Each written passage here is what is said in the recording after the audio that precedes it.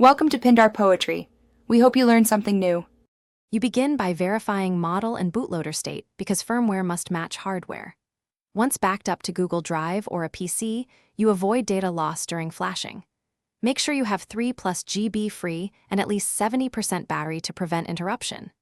Next, enable developer options, turn on USB debugging, and OEM unlocking if required.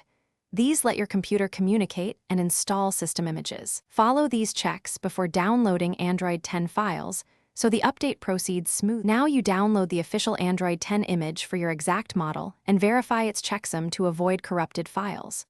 Once done, install ADB/fastboot on your PC and connect the device in fastboot mode.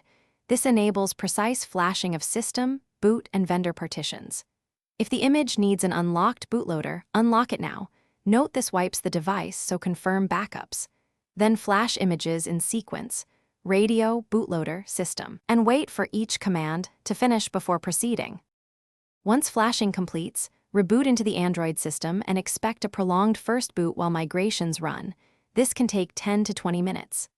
After you sign in, restore your backup and inspect app permissions and Play Store updates to ensure compatibility. If the device enters a boot loop or crashes, first try wiping cache from recovery. If that fails, reflash the correct stock image or perform a factory reset. This resolves most mismatches between firmware and user data partitions.